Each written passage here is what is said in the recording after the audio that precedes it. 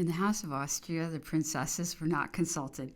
They were brought up to realize that marriage for them was entirely a matter of expediency, inseparable from the politics of the house.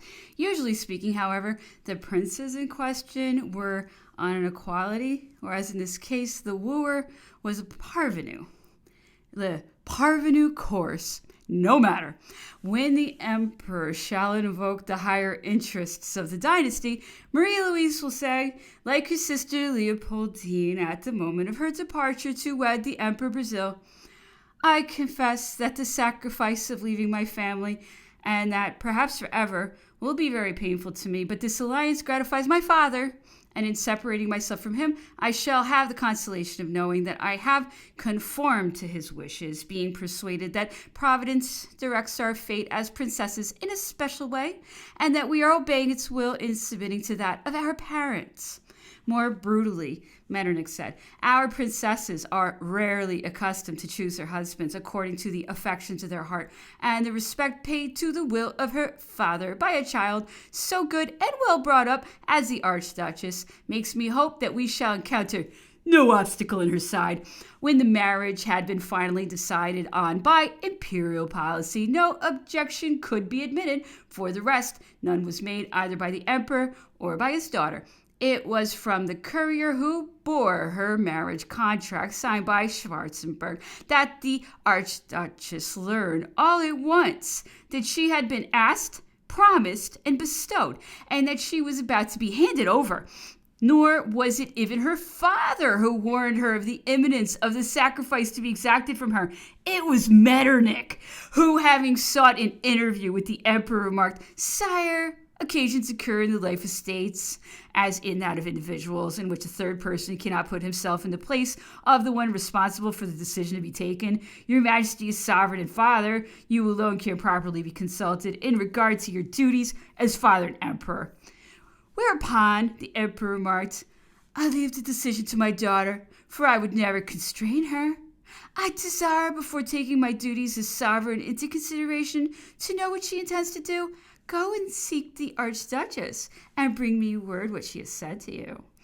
Undoubtedly, he knew what he could count on at Buda when he had spoken to his daughter of a necessary sacrifice. He had known she would bow to it. Therefore, he had summoned her a few days previously to Vienna so that she might be ready at hand.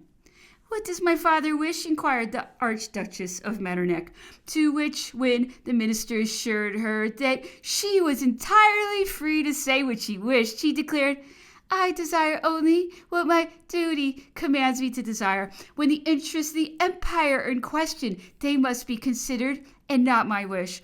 Entreat my father to do only his duty as sovereign, and not to subordinate it to my personal interest. When Metternich reported these words to the emperor, he replied, What you say does not surprise me. I know my daughter too well not to have anticipated a similar reply. I have employed the time you passed with her in making my decision. My consent to this marriage will secure to the monarchy some years of political peace, which I can devote to healing its wounds. I ento entire consideration for the happiness of my people. Therefore, I must not hesitate.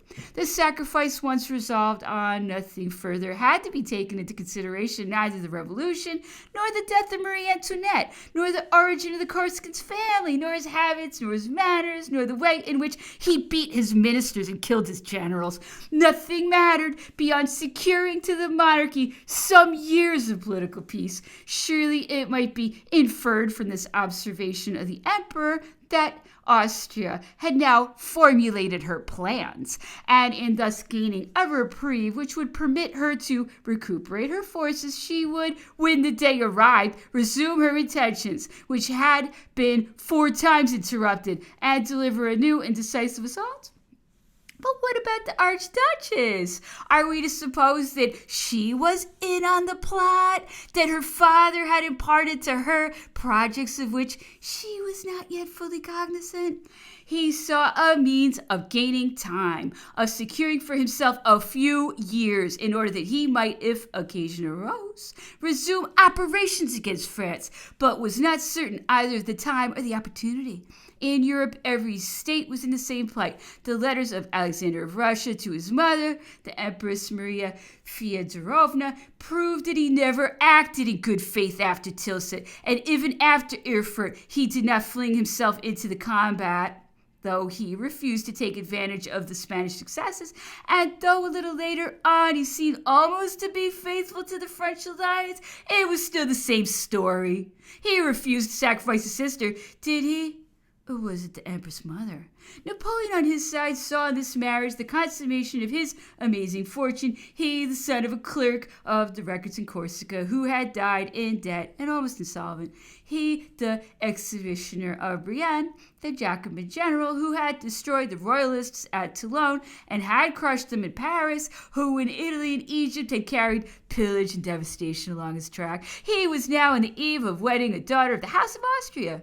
The consideration that he was already married and that the attitude he had adopted in regard to his first wife indicated that he reserved a privileged place for her alongside the second had been of no more weight than the legends with which his life was surrounded. The canons of the church and the prescriptions of religious marriage had gone by the board. He came, he saw, he conquered. Every point had been yielded, and he was to come into possession. He reviewed it all. He was genuinely elated by the magnificence of the union he was about to contract. He handled it, held it, and realized in it all the splendor of the alliances it procured and the consummated entry into the family of the kings. He would no longer be the parvenu who had carved for himself an empire out of the ancient monarchies by force of arms, who brought in his train brothers and sisters, a babbling crowd of women with their lovers and men with their mistresses, a horde of newcomers devoid of genius, talent, and still more of distinction. He was now making his position secure, consolidating it and uniting it with the most ancient tradition of which Europe could boast, for he would become simultaneously a Bourbon and Habsburg. He saw himself as the nephew of Louis XVI and of Marie Antoinette, the great nephew of Louis XIV and Maria Theresa. He would assume the glory, the achievement of centuries, acquired only by the labor of generations, which he had attained after 10 years of victory, of struggle, and the reconstruction of France. All these indeed had failed to carry him to the summit, but this marriage would establish him there. He hastened to secure his prize. As soon as Schwarzenberg's courier was on the road to Vienna, Napoleon began to organize and arrange, not forgetting to make provision for his children. The trousseau and marriage gifts must be dispatched from Paris. Nothing was to be purchased in Vienna. The dowry allotted to Marie Antoinette, Queen of France, was inadequate for Marie Louise, the Empress. The Empress must have 4 millions. His eldest son would be the King of Rome, true. The last to bear this title was the Emperor Francis, King of the Romans. But what of that? Of what account is the title of King of Rome to him, when he has lost the Holy Romano-Germanic Empire? Should it not revert to Napoleon, who is in possession of the city of Rome and the patrimony allocated by the Emperor Charles V to the Holy Father? Is it enough to have provided for one son? Must there not be a throne for the younger brother? So Eugene, deprived of the promised succession to the kingdom of Italy, the stipulated condition of his marriage, was reduced to the inheritance of the Grand Duchy of Frankfurt. Napoleon contented himself with providing for 2 boys. Due credit must be allowed for his moderation. As soon as the courier returned from Vienna with the assent of Marie Louise, the news was officially announced to the Emperor's family. It was communicated to the Senate and made the occasion of sports and fêtes. Berthier, Prince of Neuchâtel, and Prince de Wagram was dispatched to ask for the hand of the Archduchess at Vienna and to bring back the new Iphigenia in all haste. Napoleon's impatience was so great that he would not allow his companion in arms to display his taste for luxury and his yellow magnificence. Berthier was bidden to take a limited suite of some 16 servants and no state carriages. The household of the Empress was appointed. The Duchess de Montebello, widow of the hero slain at Essling, was selected to be a lady-in-waiting in place of Mademoiselle de la Rochefoucauld, who was superannuated. The other ladies had all formed part of Josephine's household, but the grand role was not on this occasion allotted to the lady-in-waiting. This position had to be reserved for a near relative of the emperor, someone possessing dignity, activity, and decision. Eliza was out of the question for this office of superintendent of the household. She had the requisite intelligence, but not sufficient dignity. Pauline was impossible, as were also the sisters-in-law, Julie and Hortense. Catherine was too young and inexperienced, so she alone would have the traditions, the breeding, and the manners, but she was unsuited to the post. Caroline, the youngest of Napoleon's sisters, alone remained, ambitious and thirsting for honors, infatuated with etiquette, intelligent, dominating, full of enterprise and perseverance. She was capable of carrying out the most difficult missions. She knew her own mind, and nothing could make her yield nor bend. She might be lacking in formalities and graces, and thus offend the princess, whose first responsibilities were to be confided to her, but on points of ceremonial, no concession could be made. The emperor's orders would be punctually executed, and the Austrian court would have only what was due to it, nothing more. Much indeed could be said against the appointment. Caroline had had more than one liaison, and everyone at court knew that she was on the best of terms with Metternich. A more serious drawback was the fact that she occupied the throne of Marie Louise's grandmother in Naples, and that in fulfilling for the Empress the part allotted under Marie Antoinette to the Princess de Lamballe, she might acquire undue influence and establish herself as directress.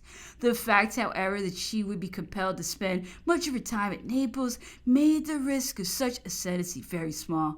Also, there was Madame de Montebello to be reckoned with.